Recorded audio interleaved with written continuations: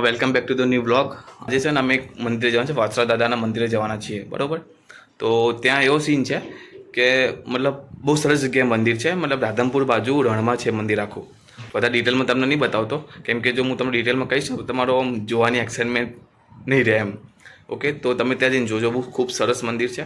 તો હવે નીકળવાની વાર છે એટલી. તો હું રેડી થઈ ગયો છું. સામેવાળા ઈલામાસી છે, એ બી આવે છે, અને અમારા દીદી લોકો ઇવાન તો આવે છે અમારી સાથે રોજ, અને આઈ થિંક દીદી લોકો બી આવવાના છે પણ. ઓકે ગાઈસ, સો હું બેસી ગયો ગાડીની અંદર એન્ડ પપ્પા બસ પાછા આરામ કરશે, કેમ કે આખી રાતનો હું જાગો છું, નોકરી ચાલુ હતી અને હું ગાડી ચલાવી લઈશ. તો અહીંથી અરાઉન્ડ 100 કિલોમીટરની ઉપર થશે, ઓછું તો નહીં, ત્યાંથી વધારે થશે, મેં એક્ઝેક્ટ જોયું નથી, બટ હા એટલું અરાઉન્ડ થશે. સો આજે બસ સન્ડેને મસ્ત ટ્રીપ પ્લાન થઈ ગઈ. Good morning. Good morning. So આટલા વર્ષો ડ્રાઇવિંગ કરું, મમ્મીને મારો ભરોસો છે જ નહીં. આ વસ્તુ કેમ આવી છે ખબર નહીં. દીદી લગભગ નહીં આવતા, એમના સાસુ આવે છે, તો દાદીને લઈને બસ નીકળશું. ઈવાનને ઉતાર દેવાને ના કરે, ઈવાનને ઉતાર દેવાને ના કરે. હેડ ઉતરી જતા ઘરે, હેડ ત્યાં ઘરે જા, ત્યાં ઘરે જતા રહે.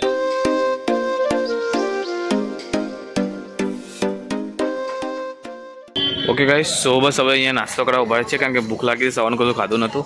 બધી સ્વીટ માર્ટ છે ત્યાં નાસ્તો કરવા ઉભા છીએ, અને મેં તો મને બહારનું બહુ ભાવતું છે નહીં, બહુ કદાચ કોઈ દિવસ ખાઈ લઉં તો દાબેલી ખાઈ લઉં એક ખાલી. પાછળ દાબેલીની એક લારી હતી, તો 2 દાબેલી ઓર્ડર કરી દીધી છે, બસ 2 દાબેલી ખાઈ છે એટલે મારું શાંતિ. એમ નાસ્તો થઈ ગયો મારો, એન્ડ હવે જઈશું અમે સીધા. હવે આઈ થિંક સમી જવાનું છે, સમીથી મને એક્ઝેક્ટ રસ્તો ખબર છે નહીં, બરાબર. મમ્મીને બધા છે જે પ્રમાણે ગાઈડ કરશે એ પ્રમાણે જવાનું છે. બટ હા, મસ્ત જગ્યા પર છે, મસ્ત લોકેશન છે તમારું. હા હા, પછી દાબેલી ચી લાગી? મસ્ત હતી. હા, તો જો અમે ઈવનની દાબેલી બહુ મજા આવી ગઈ. હવે ક્યાં જવાનું આપણે? જલ્દી બોલ.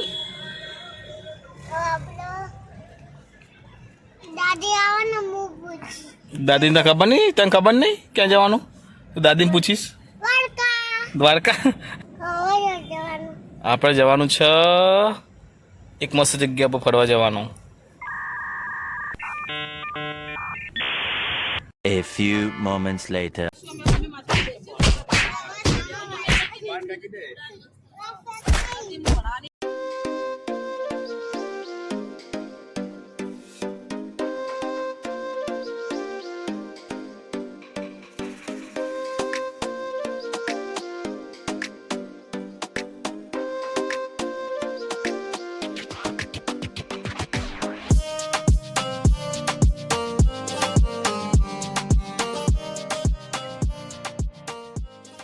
બહુ બાઉન્સ થઈ ગઈ, મતલબ કાચો રસ્તો છે, બટ રસ્તો મસ્ત છે.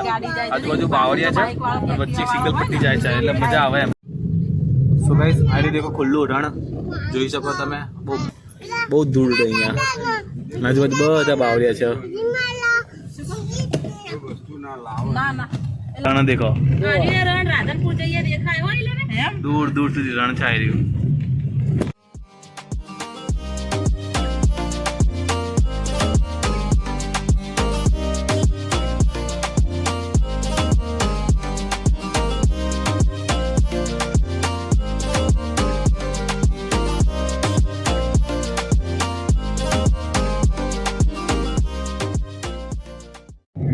સો ગાઈસ, આ એરિયામાં પાછળનો સીન છે ગાડીનો, મતલબ ગાડી ચલાવે પાછળથી ધૂળ આટલી ઉડે એમ.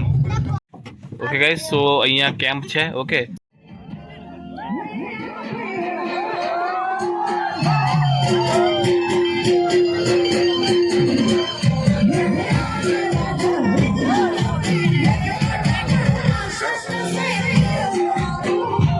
તો આપણા ગુજરાતીની ખાસિયત બરોબર, એક કેમ્પ ચાલુ પડી જાય, મતલબ બેસ્ટ મોકો જો હોય એમના આટલા લોકો ચાલીને આવે થાકા તો બી ગરબામાં, મતલબ બેઝિકલી આપણે ગુજરાતી લોકો એવું ખાસિયત હોય છે એવી કે બી ગરબામાં ચાલુ પડી જાય. શાંત વાતાવરણ, ખુલ્લો એરિયા, કોઈ મગજમારી નહીં, કોઈ ટ્રાફિક નહીં, કોઈ અવાજ નહીં. અને મને તો હું તો નેચર લવર છું, તો મને નેચર તો આવું બહુ ગમે છે. બીજું મને નામે બીજું, એ બીજું બે બીજું ભેગા થયા સીધા મંદિરે. અને અહીંયાથી ખબર નહીં લગભગ 10 કિલોમીટર બાકી હશે, મને બી એક્ઝેક્ટ ખબર નહીં, એટલું અરાઉન્ડ બાકી હશે. અને અહીંથી સીધું જવાનું આપણે આગળ, આ ખુલ્લા રનમાં જ જવાનું છે.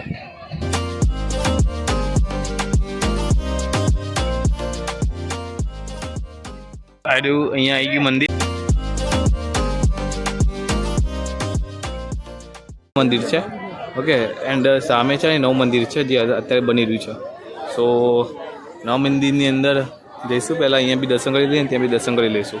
અને હવે મને ખબર છે નહીં કે અંદર પરમિશન છે કે નહીં વિડીયો બનાવવાની. મને લાગતું નહીં કે ના હોય, બટ પરમિશન મે બી હશે વિડીયો બનાવવાની. સો બનાવી લઈશું અંદર અને હું તમને બતાવી દઈશ. દર્શન કરી સામે આપી દઈએ.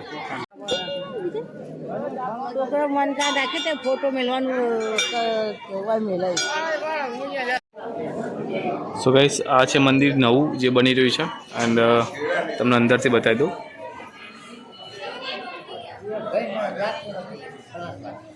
સો ફાઇનલી એમાં દર્શન થઈ ગયા. ઓકે, સજેસ્ટ કરીશ કે તમે આજુબાજુના વિસ્તારમાં રહેતા હો, ઇવન તમે ક્યાં બી રહેતા હો, એકવાર લાઈફમાં અહીંયા આવજો.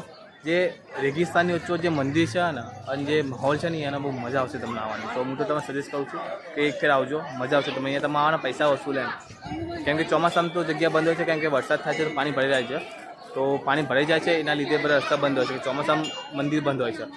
મજા આવી દે ને? મજા ઈવાન મજા આવી દે ને?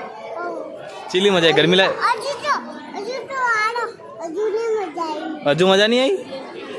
કેટલી વાર હે તારા? આમ જો, કેટલી વાર હે તાર? હજુ તો વાર હતા. શું વાર? એમ તો કે બીજાની ખબર નહીં. ઈવાનને આપણે બહુ મજા આવી ગયેલા. આપણે ઈવાનને મજા એટલે પૈસા વસૂલ. સો ગાઈસ, અહીંયા જમવાની બી વ્યવસ્થા હોય છે. તો બસ અહીંયા પ્રસાદી લઈ લઈશું અમે.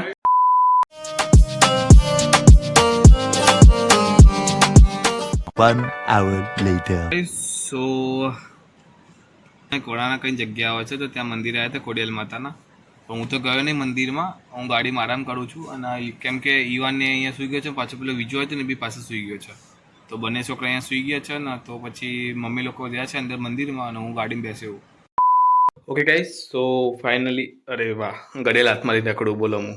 હા, તો બસ અમે આવી ગયા. 7:30 જેવું થયું છે. અમે આવી ગયા પાટણ એન્ડ આખો દિવસ થાકી ગયા એન્ડ કંઈ નહીં, પણ મજા આવી ગઈ ફરવાની. જે રેગિસ્તાનની અંદર અમે ફર્યા ને બહુ મજા આવી ગઈ. ઓકે, સો મારું 1 ડે પિકનિક હતી ઓવર થાય છે. આજે પિકનિક કરીએ અમે માટીની અંદર, રણની અંદર. Thanks for watching. જય હિન્દ.